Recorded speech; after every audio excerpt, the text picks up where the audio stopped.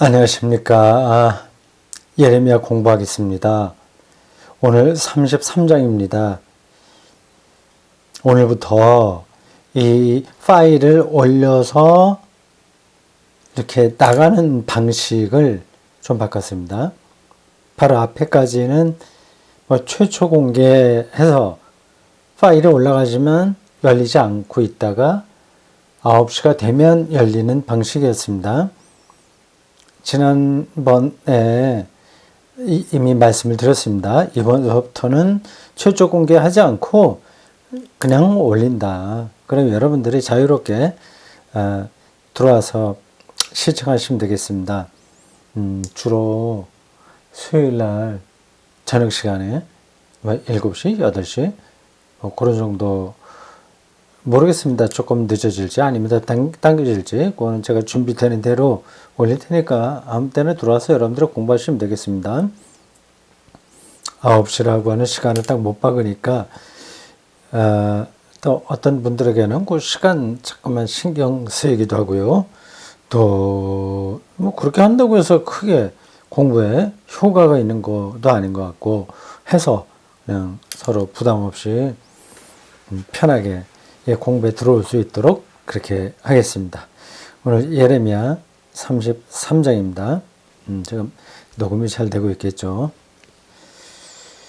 자, 33장도 32장하고 이제 쭉 연결되는 겁니다. 유대의 아주 마지막 순간입니다. 유대 나라. 기원전 587년, 뭐, 수도 없이 제가 말씀드렸으니까 이 횟수를 기억하시겠죠? BC, 587년. 이때 유대가 바벨론에 의해서 망했습니다. 근데, 그 전쟁 기간이 상당히 길었습니다. 1년 정도 돼요. 사실 뭐 전쟁이라고 하기도 좀 힘들죠. 유대하고 바벨론하고 게임이 안 됩니다. 미국하고 북한하고 게임이 안 되는 거하고 비슷한 거죠.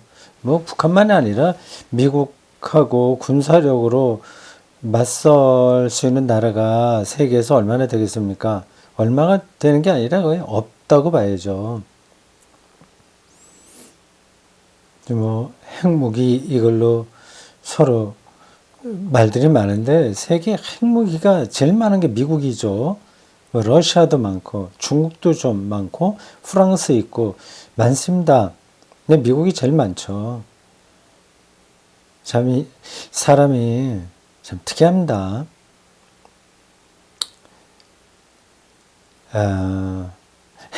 핵전쟁 근데 핵전쟁이 일어나면 모두 멸망하는 거니까, 그거는 전쟁 억제책으로 이제 만든다고 하긴 하는데, 전쟁 억제책으로는 너무 야비한 거죠. 핵무기라고 하는 게. 뭐, 그건 그렇고. 유대하고 바벨론하고는 게임이 안 됩니다. 일방적으로 유대가 당하는 거죠. 그래서 맞서서 싸울 수는 없습니다. 유대에게는 두 가지 방법이 있어요. 지금 이 어려움을 헤쳐나가는 데는 두 가지 방법이 있습니다. 되게 짐작하실 거예요. 첫째는 이집트의 도움을 받는 겁니다. 근데 그걸 기대했을 거예요. 이 유대 왕과 그 귀족들과 유대 백성들 전체가 다 그랬을 겁니다. 그리고 이집트도 애굽이죠, 성경에는. 유대를 도와줄 생각이 없지 않아 있긴 있었을 겁니다. 그 외교의 방식으로 바벨론의 침략을 막아 내는 방법이 하나 있습니다. 근데 그게 실패했어요. 그 자세한 내용은 제가 지금 여러분들에게 설명할 수 있을 정도로 준비는 못했습니다. 어쨌든 그 애굽의 도움을 받고 싶어 했으나 그게 안 됐다. 또 하나의 방법은 뭘까요?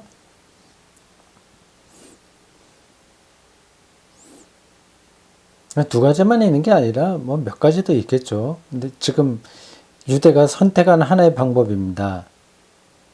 그거는 예루살렘 안에서 이제 버티는 거죠.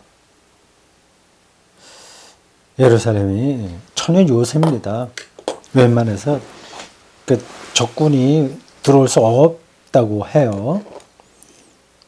그래서 거기서 버티고 있는 바람에 바벨론도 어떻게 할 수가 없었습니다. 그래서 상당히 오랫동안 거기 이 예루살렘을 함락시키지 못하고 있었습니다. 네, 1년 가까이 뭐 정확하게 그 기간이 얼마나 되는지는 모르나 대략 1년 정도 돼요. 그러다가 결국은 이제 무너졌죠. 보세요. 완전히 포기해갖고 있으니 유대 사람들이 예루살렘 주민들이죠. 뭐 먹을 것도 떨어지고 뭐 이거저거 여러 가지로 봉쇄가 돼 있으니 뭐 견딜 수 없는 거죠.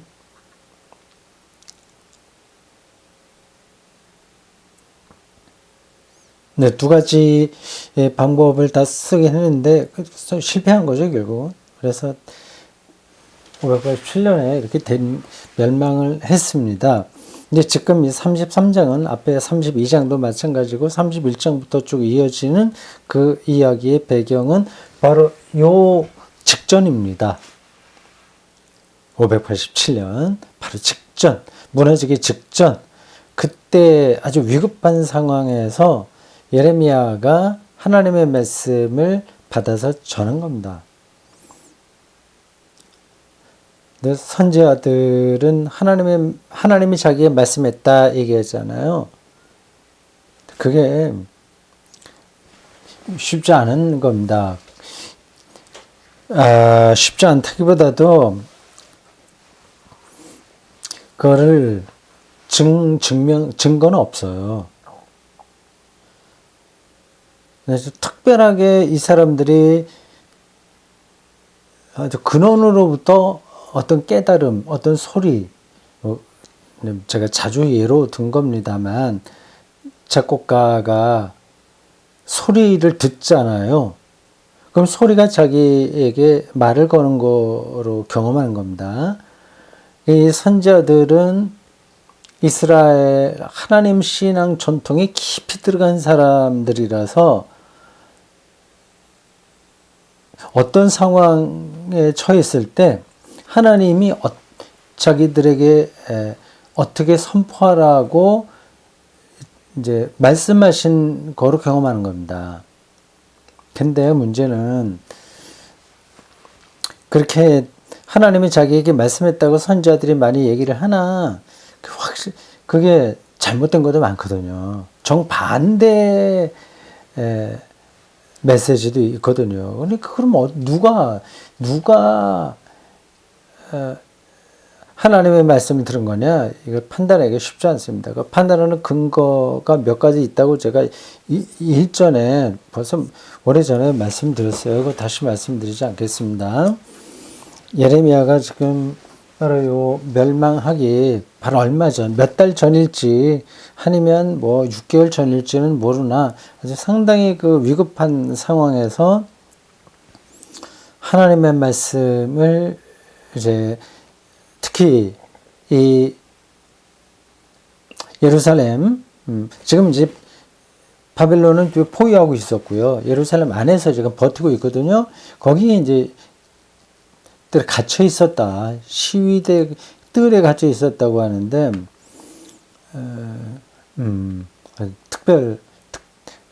그 군인들 그 왕을 지키는 군인들 뭐라고 하나요? 하여튼 그 사람들, 그 집단, 아주 정예 멤버, 그 군인들이 있는 거기 시위대에, 뜰에 같이 감옥에 있는 거죠, 말하자면. 감옥에 있으면서 두 번째로 말씀을 선포하게 된 겁니다. 그거는 제자들이 가서 듣고 옆에 전했겠죠. 그 이야기가 쭉 1절부터 26절까지 나와요. 오래전 기원이 587년이니까 벌써 얼마나 오래됐습니까? 지금으로 계산하면 뭐 2020년을 더하면 어떻게 돼요? 2600년도 더 된 겁니다. 정말 까마득한 옛날에 우리가 믿는 그 하나님과 동일한 그 믿음으로 살았던 예레미야가 감옥에 갇혀서 쓴 말씀이다. 마치 신약으로 보면 사도 바울이 감옥에서 편지를 많이 썼잖아요. 빌립보도 그렇게 썼고 많이 썼습니다. 그걸 옥중서신이라고 합니다. 그런 형식의 말씀인 거죠.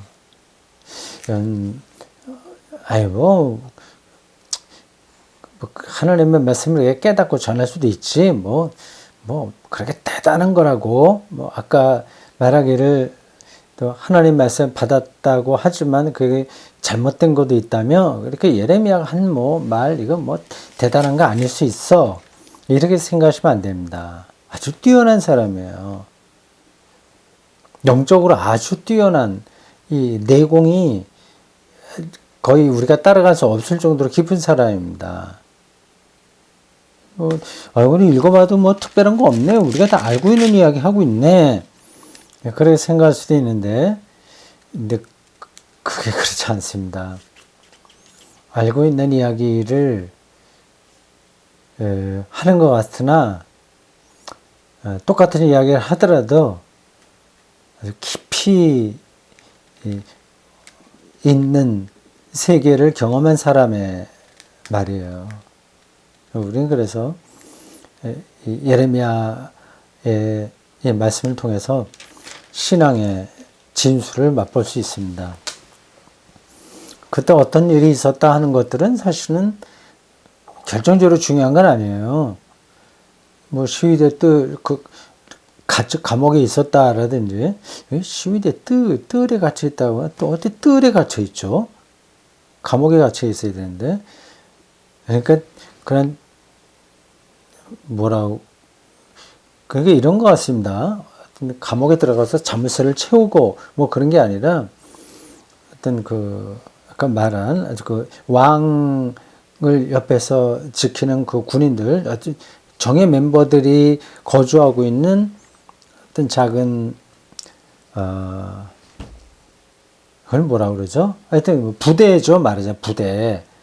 그런 게 있는 것 같습니다. 부대 안에 이제 머무는 거죠. 그 안에서는 좀 자유롭게 왔다 갔다 할 수 있을 겁니다. 바깥으로는 나오지 못하고요. 우리나라의 서울에 창경원이 있고, 덕수궁 이렇게 있는 거죠. 그 뜰이잖아요.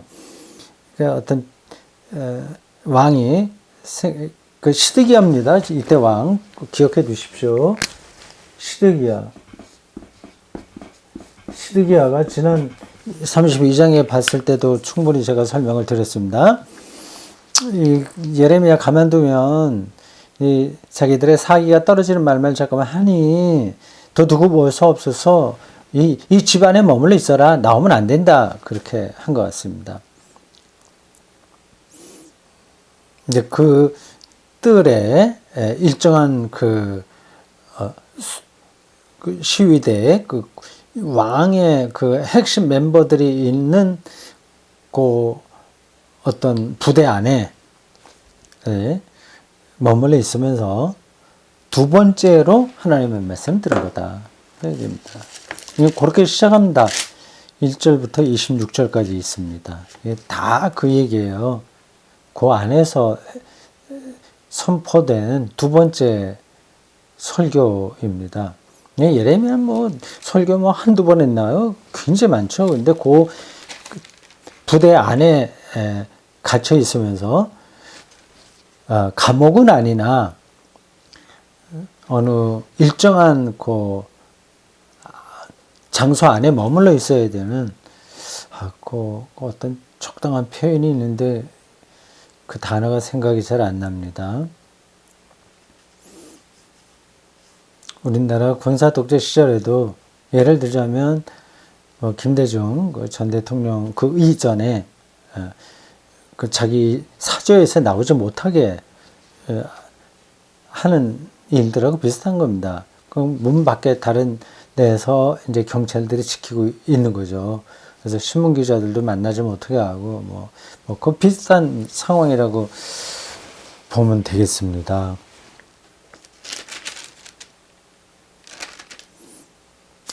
몇 절 먼저 읽어보겠습니다. 1절 예레미야가 아직 시위대 뜰에 같이 있을 때에 여호와의 말씀이 그에게 두 번째로 임하니라. 이르시되 이를 행하시는 여호와 그것을 만들며 성취하시는 여호와 행하시고 성취한다. 그의 이름은 여호와라는 이가 이와 같이 이르시도다. 여기까지는 특별한 내용이라기보다도 어떤 일들이 있다. 그걸 그냥 서술하는 거죠. 그 다음에 3절이 중요합니다. 중요하다기보다도 잘 알려진 구절입니다. 33장에서 가장 잘 알려지고 신앙적으로 의미 있는 한 구절을 정하라고 한다면 이 3절을 택할 수 있습니다.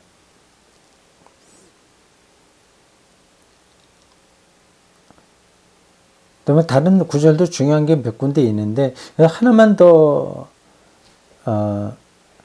찾는다면 11절입니다. 11절 후반절 이거 좀 이따 다시 보겠어요. 3절 이렇게 됩니다. 너는 내가 부르짖으라. 내가 네게 응답하겠고 부르짖으라 응답하겠고. 이거 여호와 하나님이 예레미야에게 준 이야기예요. 이거는 유대인들의 신앙에서 핵심 중에 핵심이라고도 할 수 있습니다. 물론 요것만이 아닌데 그 하나님과 이스라엘 백성들 사이의 관계를 이거보다 더 멋있게 설명하기는 힘듭니다. 내가 부르짖으라. 내가 응답하겠고 네가 알지 못하는 크고 은밀한 일을 내게 보이리라. 대단한 표현입니다. 부르짖으라. 산에 가서 소나무 뿌리 몇 개 뽑을 정도로 부르짖으라. 그런 얘기는 아니겠죠. 겉으로 열광적으로 어떤 것을 부르짖는 그걸 얘기하는 건 아닙니다. 그 영혼의 절규예요. 오히려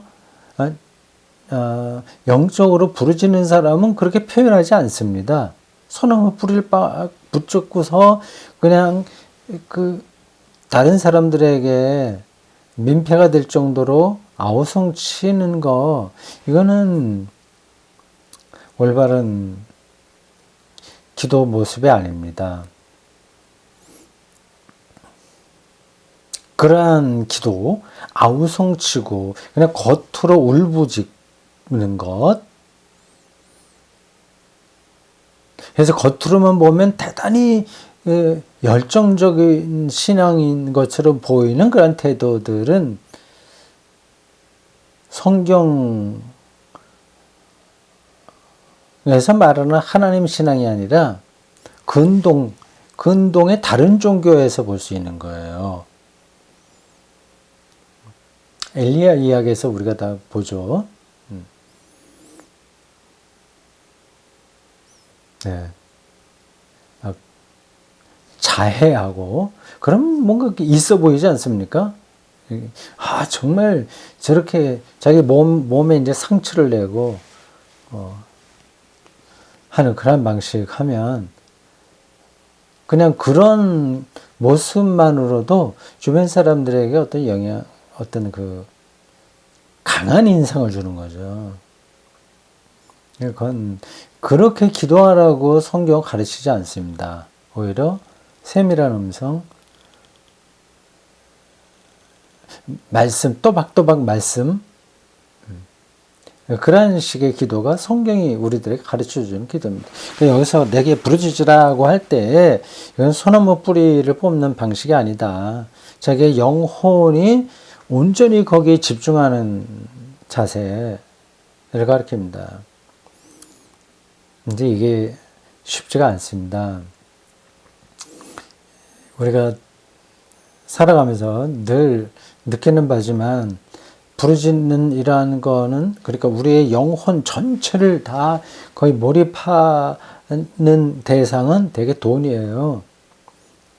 그리고 돈이라든지 돈과 연관되어 있다거나 또 그런 차원의 것들에 대해서는 우리가 부르짖습니다. 현대 사회도 다 그렇잖아요. 네. 여호와께 부르짖으라고 하고 있습니다. 그러면 내가 응답하겠고, 이런 거 제가 일일이 또 설명하지 않아도 되겠죠. 이게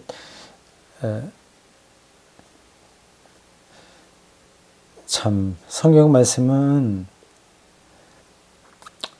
자기가 아는 것만큼 보입니다.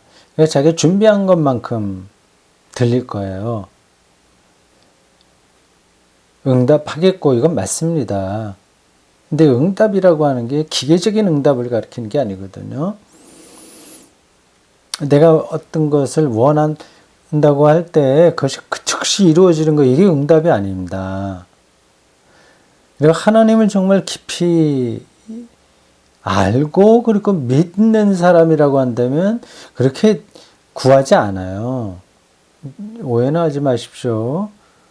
간구하는 것, 중보기도 하는 것이 의미 없다는 얘기가 아닙니다. 우리 자식을 위해서,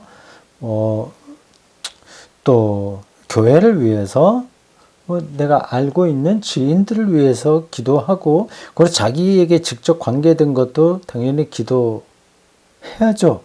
일상적인 것을 기도해야죠. 그러나 이거 이루어지지 않으면 안 된다는 그러한 아주 결연한 태도로 기도하지 않습니다. 그건 우리가 이 세상에 살아가면서 필요한 것을 구하는 거예요.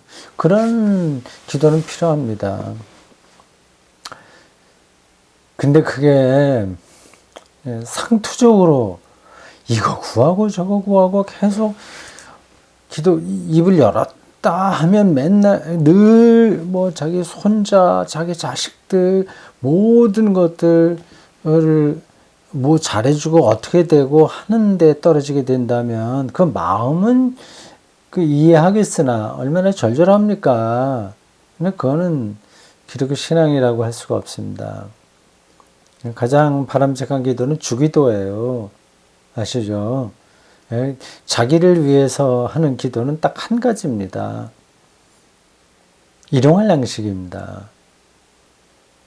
일용할 양식. 그 이외의 것들은 주기도 보십시오. 다 하나님 나라, 하나님의 이름, 그리고 용서받는 것, 그런 것들이죠. 자기 개인의 어떤 뭐가 좋은 것들이 일어나고 그런 것들 전혀 없어요. 그런 잘 되는 일들은 다 아시죠? 좀 살다 보면 그게 다 눈에 들어옵니다. 양면성이 있어요.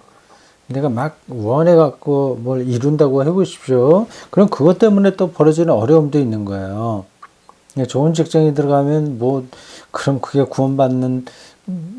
구원에 조금이라도 가까이가 아니야. 전혀 그렇지 않습니다. 그 안에 들어가면 또 경쟁해야 되죠. 그리고 좋은 데 들어가게 되면 똑똑한 사람들만 모였기 때문에 긴장하게 됩니다. 그냥 하나의 예를 든 건데 모든 만사가 다 그렇습니다. 근데 그 자체로는 우리가 영적인 평화를 누릴 수가 없어요. 근데 최소한도 일용할 양식은 필요하니까 굶으면서 뭘 어떻게 할 수는 없지 않습니까? 그런 정도에서 하나님께 구하고 다른 간구도 할 수 있으나 그게 꼭 이루어지는 것이 하나님이 응답하는 거라고 생각하시면 안 됩니다. 우리가 원하는 게 그대로 되지 않는 방식으로도 하나님은 응답하시는 거예요. 흔하게 우리가 듣는 얘기지 않습니까? 아이가 칼을 달라고 그러면 부모가 그 칼을 줍니까? 그러니까 우리는 사실은 우리의 삶에 뭐가 정말 유익한 건지 그렇지 않은 건지 몰라요. 그냥 우리가 세상살이의 경험에 익숙해서 필요한 것을 원하는 것 뿐입니다. 뭐 목사 일 하는 것도 마찬가지죠. 아, 저 사람은 목사 되지 않는 게 나을 텐데 그런 사람들도 많잖아요. 근데 목사 됐다고 해서 뭐 하나님의 소명 받아서 해서 한다고 해서 뭐 다들 좋아하고 그렇게 할 필요도 없습니다. 뭐 목사만이 아니라 다른 일도 다 마찬가지예요. 근데 중요한 거는 응답하신다. 그건 내 뜻이 아니라 하나님 뜻대로 응답하신다. 그 응답을 볼 수 있는 눈이 중요한 거죠. 이렇게 말씀드려도 될까요? 저는 하나님께서 저에게 모든 것을 응답하셨다. 그렇게 알고 있고, 또 그렇게 확신하고, 또 그렇게 믿습니다.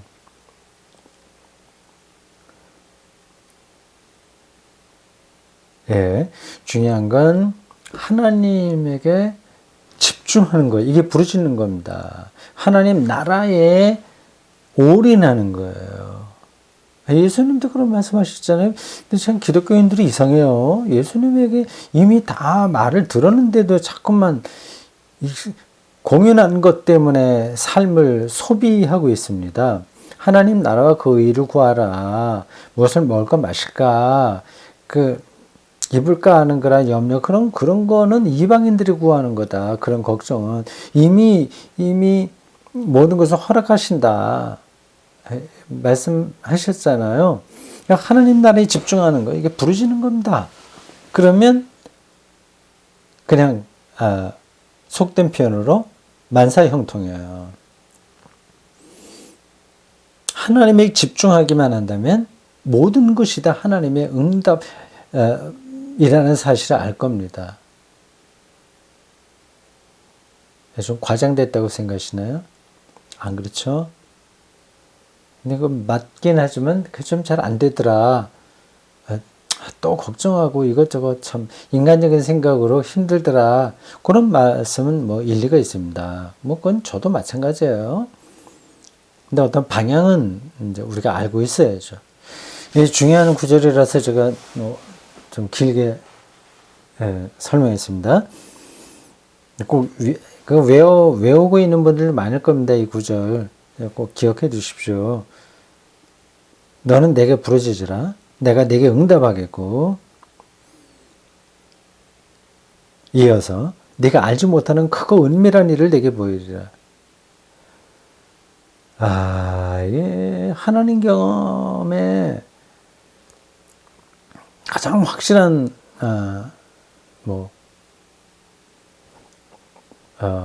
현상이라고 할 수 있어요. 크고 놀라운 일, 그걸 기대하는 거죠. 크고 은밀한 일을 내게 보이리라. 이 말씀에 기대를 하는 겁니다. 아시겠죠? 크고 은밀한 일이 뭐냐. 그거 없이는 참 하나님 믿는 사람으로서 살기가 쉽지 않습니다. 이런 말을 하다 보니까, 그래. 하나님 믿으면 내가 어떻게 뭐 잘해야 돼. 그렇지. 그냥, 그렇게만 생각하십니다. 근데, 하나님, 내가 어떤 중요한 거를 말씀드리려고 막 생각을 하고 말하다가 조금 놓쳤어요. 그냥 이런 겁니다. 하나님을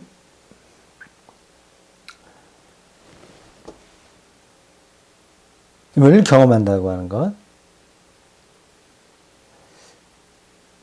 하나님을 또 믿는다는 것. 이것은 우리 세상살이에 우리가 인생이라고 하는 거, 그 중에 일부가 아닌 거예요. 삶 전체를 포괄하는 겁니다. 그래, 세상에서는 내가 힘들고, 외롭고, 소외당하고, 그래도 하나님만 믿으면 나는 돼. 이렇게 생각하시면 안 됩니다. 외롭고 소외당하고 하는 게 없어요. 하나님 믿게 되면.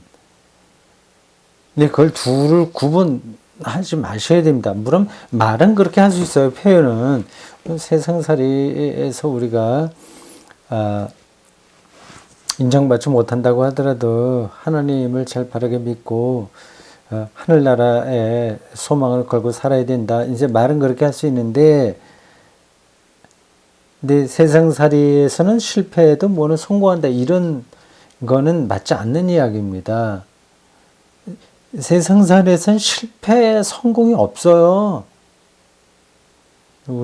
물론 자기가 잘못해갖고 욕먹는 거, 이건 실패죠. 그 죄 악하게 산다거나 다른 사람들을 파괴하는 그런 것들은, 그건 하나님이 믿지 않는다고 하더라도 그건 좋지 않은 거니까 그건 접어두는 거예요. 근데 대학에 떨어지거나 연봉이 다른 사람에 비해서 너무 형편없다거나 건강이 좀 약하다거나 그런 게 실패가 아닙니다. 그건 여러분들 아실 테니까. 알긴 알지만 자꾸 이제 그런 쪽으로 우리 마음이 가서 좀 어렵긴 하죠. 세상살이가. 그건 제가 이해를 합니다. 저도 크게 다르지는 않습니다. 내가 알지 못하는 크고 은밀한 일을 내게 보이리라. 이거예요. 이게 기대가 돼야 되죠. 그거를 기독교 신앙에서는 예수 재림, 종말의 완성, 그렇게 표현합니다만, 그거 우리 죽음 이후에 변화된 생명의 세계, 이게 정말 여기 표현된 대로 크고 은밀한 일이래요. 기독교 신앙에서 그걸 우리가 맛보고 있습니다. 곳곳에서 그런 이야기를 하고 있어요. 근데 그게 실감되진 않을 수 있습니다. 우리는 되게 세상에서 배운 학문, 경험, 그런 것으로만 삶을 이해하고 삽니다. 기독교 신앙하고는 그래서 뭔가 충돌하는 것 같아요. 좀 어딘가 맞지 않는 것 같습니다. 이건 어쩔 수 없어. 세상살이 이 방식이고, 믿음으로 좀 연결이 안 된다고 하더라도, 그렇게 믿고 살면 되겠지. 이런 정도로 넘어갈 겁니다. 성경이 이야기하는 이 크고 은밀한 일, 이게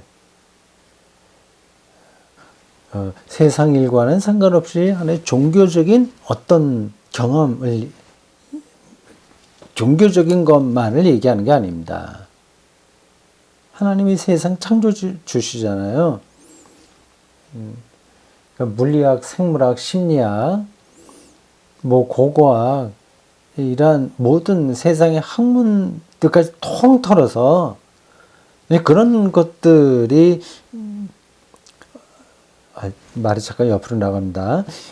어떤 세상에 대한 일부를 설명하는 거예요. 거기 너무 주눅들 필요 없어요. 그것 때문에 전 대단히 많이 아네. 한국 지식인이네.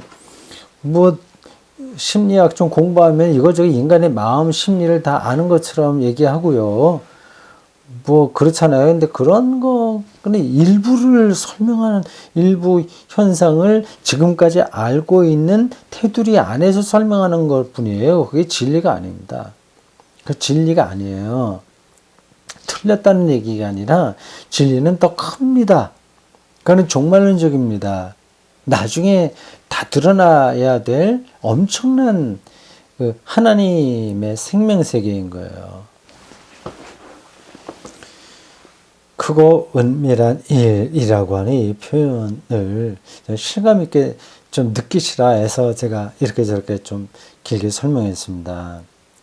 이게 와닿아야 돼요. 그래야만 이 야비하고 약삭 빠르고 굉장히 처세술적인 이 세상을 뚫고 나갈 수 있습니다. 크고 은밀한 이 일을 행하시는 분이 하나님. 그걸 우리에게 알리신다고 했으니 얼마나 기대가 되는 거예요. 이걸 설교조로 이렇게 말씀드릴 수 있습니다. 가장 크고 은밀한 일은 예수 그리스도입니다. 그럼 그렇게 하고 넘어갑시다. 이스라엘의 하나님 여호와께서 4절에 말씀하시니라. 무리가 이 성읍의 가옥과 유다 왕궁을 헐어서 갈대아인의 참호와 칼을 대항하여 싸우리 하였으나 내가 나의 노여움과 분함으로 그들을 죽이고. 여기 4절은 그 예루살렘 안에서 포위하고 있는 바벨론 군사들과 싸우기 위하여 어떤 군사적인 조치 행한 것을 설명하는 것으로 보여요. 무리가 이건 유대 백성 예루살렘 안에 있는 무리들입니다. 이 사람들이 가옥, 왕궁 이런 거 헐어내서 지금은 완전히 끝 마지막 순간이니까 모든 거 헐어내 갖고 뭐 이렇게 마차를 만든다거나 아니면 상대방이 들어오지 못하도록 성문을 이제 그러니까 왕궁을 헐어서 큰 기둥을 갖다 묶는다거나 뭐 이렇게 하는 것 같아요. 그래서 갈대아인의 참호와 칼을 대항하여 그 갈대아는 이제 바벨론 군인들입니다. 한번 계속 맞서보려고 지금 마지막 안간힘을 쓰는 거죠. 그렇게 했으나 5절 내가 나의 노여움과 분함으로 그들을 죽이고. 이런 표현들을 잘 생각하셔야 됩니다. 아이고 하나님이 왜 이렇게 노여워하고 분해 하실까? 좀 유치하게 보이지 않습니까? 뭐 그렇게까지 하셔 사람처럼 그냥 이렇게 판단해서 이렇게 선하고 뭐 그런 일들을 하시고 하면 되지. 왜 뭐 노여움과 분함 이런 표현들은 시편에도 있고 다른 데도 많이 나와요. 이거를 사람들의 분함과 노여움 뭐 그런 걸로 생각하시면 안 됩니다. 이게 문학적인 표현이에요. 성서 신학자들이 미안합니다. 성서를 기록한 사람들이 다른 방법이 없어서 이렇게 표현한 겁니다. 어떻게 하나님의 마음을 인간의 언어로 다 설명할 수 있겠어요. 근데 인간이 알고 있는 언어 중에서 가장 적합한 것을 통해서 설명하는 겁니다. 그 인간이 알고 있는 적합한 언어라고 하는 게 그게 문학적인 거죠. 그걸 잘 구분해야 됩니다. 문학적인 거? 그러니까 하나님의 말씀 뭐 문학이라고 하는 거네. 그 뜻이 아닙니다. 전하는 방식이 문학적이라고 하는 거죠. 방식이 중요한 게 아니라 그걸 통해서 하나님의 뜻이 뭐냐 하는 거 아는 게 중요하잖아요. 네, 그건 뭐 여러분들이 다 알고 있는 건데 제가 너무 흥분해서 강조하는 것 같습니다. 여러분들이 다 알고 있는 걸 제가 자꾸 말하는 것 같죠? 나의 노여움과 분함으로 그들을 죽이고. 그 상황이 하나님이 노여하고 분할 정도다. 그걸 말하려고 하는 거죠. 하나님이 실제로 노여하고 분해하고 사람처럼 그렇게 하시겠습니까? 그렇게 하고 안 하고는야 물론 제가 단정적으로 말할 수 없습니다. 근데 그렇게 표현하지 않으면 안 될 정도로의 상황인 거예요. 이 유대인들의 태도와 그동안 살아왔던 삶의 내용들이 하나님의 노여움과 분함을 사기에 충분하다. 그 얘기입니다. 예, 그래서 이제 다 망한다 이제 그 얘기를 한 거죠. 그 다음에 이제 치료하는 이야기가 나옵니다. 그 뭐 포로로 잡혀가고 그런 얘기는 뒤에 여기 또 나오네요. 7절 보십시오. 내가 유다의 포로와 이스라엘의 포로를 돌아오게 하며 그들을 처음과 같이 세울 것이며 유다와 이스라엘이 같이 나오죠. 북이스라엘이에요. 남유다 다. 북이스라엘은 아시리아에 망해서 그쪽으로 포로로 잡혀갔고 이제 유다는 이제 바벨론인데 다 포로에서 이제 돌아오게 한다. 이게 쭉 이야기가 이어집니다. 네, 11절. 10절과 11절이 이렇게 나누어지지 않고 연결되어 있습니다. 히브리어 성경에 그게 구분이 안 되어 있는 것 같습니다. 그 중간서부터 보십시오. 그 만군의 여호와께 감사하라. 네, 감사하라. 여호와는 선하시니 그 인자하심이 영원하다 하는 소리. 감사하라. 그는 선하시고 인자하심이 영원한 분이다. 그런 소리. 예, 선하심과 인자심. 참 제가 설교할 때도 여러 번 얘기했고 최근에도 그런 설교를 했습니다. 하나님의 선하심과 인자심, 선과 인자심.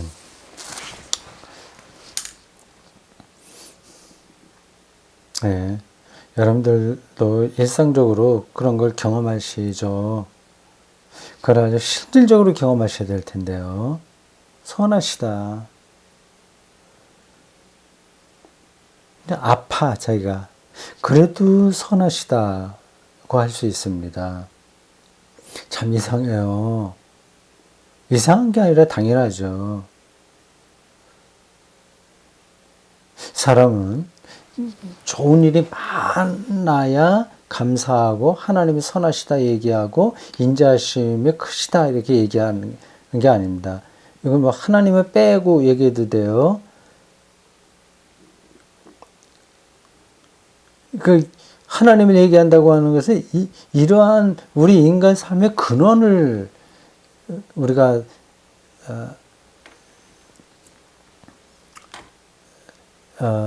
생각한다는 거예요. 이거 설명이 까다롭네. 예.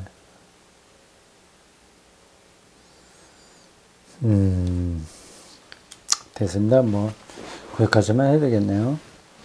됐습니다. 예.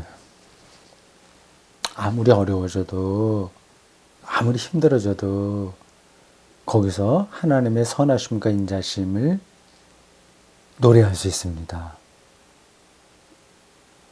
설마 그렇게 되려고 좋은 일이 있어야 그렇게 할 수 있지. 그렇지 않습니다. 좋은 일 있잖아요. 그게 시시해집니다. 조금 지나면. 그 불평하는 사람들은 거기서 또 불평해요. 자, 뭐 그건 그렇고. 다 시간 이제 많이 지났으니까 그 뒷부분은 뭐 안 해도 되겠습니다. 되게 이제 비슷한 이야기들이 반복되고 있어요. 마지막으로 26절만 보겠습니다. 여러분들 쭉 집에서도 읽어보시기 바랍니다. 26절 마지막 절입니다. 야곱과 내 종 다윗의 자손을 버리고 다시는 다윗의 자손 중에서 아브라함과 이삭과 야곱의 자손을 다스릴 자를 택하지 아니하리라. 굉장히 파격적인 표현이죠. 우리 기독교 입장에서는 이런 구절들이 우리 신앙을 유대인들에게 설명하는데, 아니면 우리 자신을 설명하는데 좋은 구절입니다.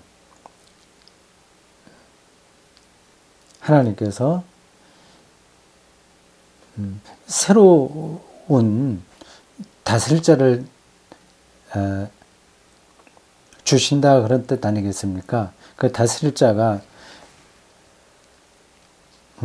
예수 그리스도죠. 참되게 다스리는 분이죠. 우리의 우리에게 생명을 주시는 분이시니까, 생명을 얻으니까 참된 만족과 안식, 그리고 하나님 나라를 받아들일 수 있는 유일한 길이니까, 그게 이제 다스리는 거예요. 그게 참된 다스림입니다. 예수 그리스도의 다스림을 아는 사람이라면 다른 것들에는 휘둘리지 않게 됩니다. 그 포로된 자를 돌아오게 하고 그를 불쌍히 여기리라. 예수 그리스도가 우리를 죄와 죽음이라고 하는 포로에서 불러내시고, 그런 경험 있으시죠? 예. 그리고 우리를 불쌍히 여기신다. 연민 하나가 되신다. 그 얘기입니다. 이런 신앙으로 좀 더 깊이 들어갔으면 좋겠습니다. 10월 이제 마지막 한 주간을 우리가 보내고 있습니다. 28일이네요. 여러분 며칠 잘 지내시고요.